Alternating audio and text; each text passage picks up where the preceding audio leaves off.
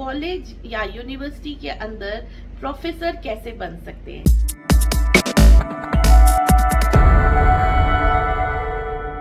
Hello student, I am doctor Paramita Basu from कियाट and design. So अभी आपके 2 वीडियोस आ चुके हैं कि आप आर्ट टीचर कैसे बन सकते हैं। इसके बाद अब आते हैं कि आप कॉलेज या यूनिवर्सिटी के अंदर प्रोफेसर कैसे बन सकते हैं।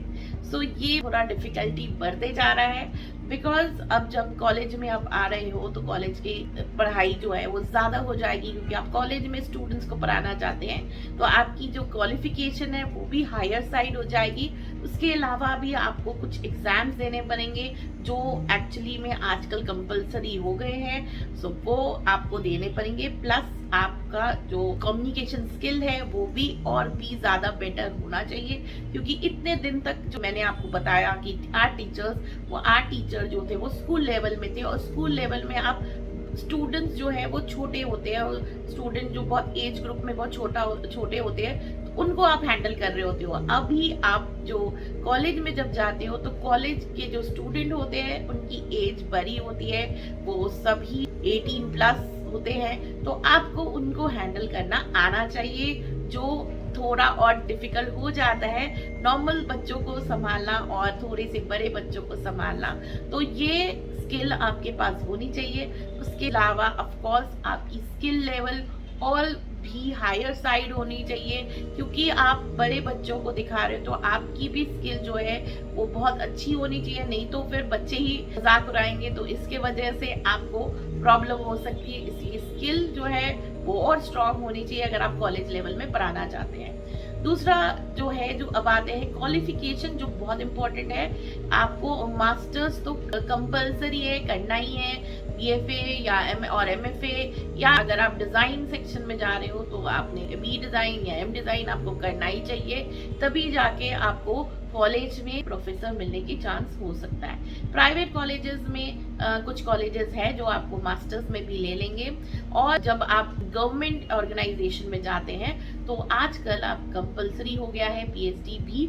सो अगर पीएचडी नहीं किया है तो वो एक्सपीरियंस जो है वो ज़्यादा देखते हैं, आपको एक्सपीरियंस होना चाहिए टीचिंग लाइन में, या आपको बड़े जो भी फील्ड है, जैसे आपने कुछ एक्स्ट्रा काम किया है, ब्यूटिफिकेशन का काम किया है, या आपने कोई और काम किया है जिसमें आपने कुछ अचीव किया है, आपने वो अवार्ड लिया है, तो ये सारी चीज़ें भी वो देखते हैं। सो उसके अलावा ऑफ कोर्स आपका पोर्टफोलियो बहुत इम्पोर्टेंट है। और दूसरा है कि आजकल सबसे ज़्यादा इम्पोर्टेंट नेट एग्जाम हो गया है। अगर आपको कॉलेज के लेवल में जाना है तो net is very very important. ये जो है हर साल 2 बार होता है, तो आप जरूर जाके ये फॉर्म भरिए।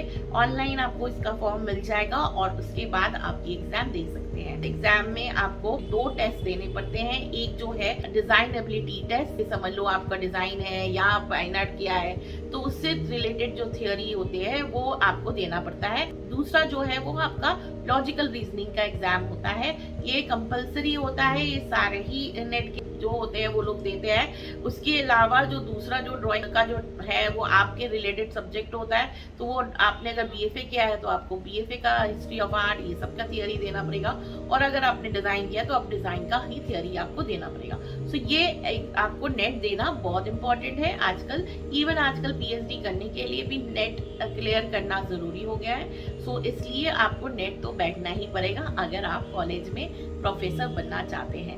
प्राइवेट में फिर भी शायद कुछ प्राइवेट कॉलेजेस में आपको नेट के बगैर ले ले, बट गवर्नमेंट में बिल्कुल ही नहीं लेते हैं अगर आपने नेट नहीं दिया है। सो ये बहुत इंपॉर्टेंट है। उसके अलावा स्टेट का भी एक एग्जाम होता है, state level eligibility test, SLET।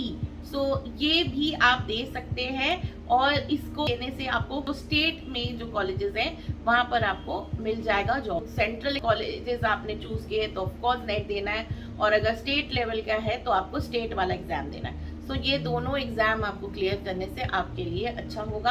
आप जो भी एग्जाम देना चाहते हैं आप फॉर्म भर के दे सकते हैं।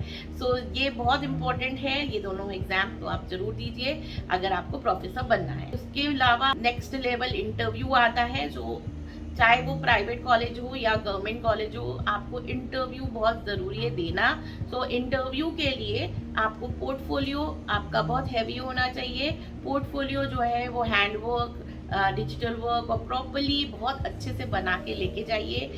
किसी किसी टाइम पे पोर्टफोलियो जो है वो फॉर्म के साथ भी देना पड़ता है, वो आप बुकलेट फॉर्मेट में एक पोर्टफोलियो बना के रखिए, जो कि आप जब फॉर्म भर रहे हो तो आपका पोर्टफोलियो आप दे सको।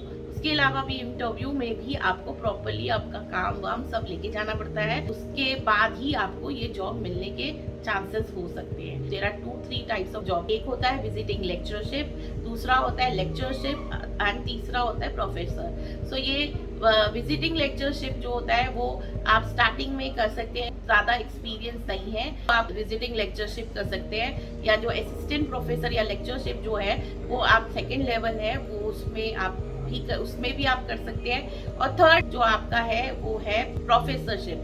तो जो थोड़ा सा आप एक्सपीरियंस ज़्यादा चाहिए वो लोग ये प्रोफेसरशिप में डाल सकते हैं। सो आई थिंक ये वाला जो वीडियो है, जो भी एक्चुअली में कॉलेज या लेवल में टीचर बनना चाहता है, प्रोफेसर बनना चाहता है, उसके लिए बहुत बहुत इम्पोर्टेंट है। सो लाइक एंड शेयर करना ना भूलिएगा, और जो फर्स्ट टाइम इस चैनल में आया है वो हमारा चैनल सब्सक्राइब जरूर करें। फिर मिलते हैं नेक्स्ट वीडियो में। Bye for today.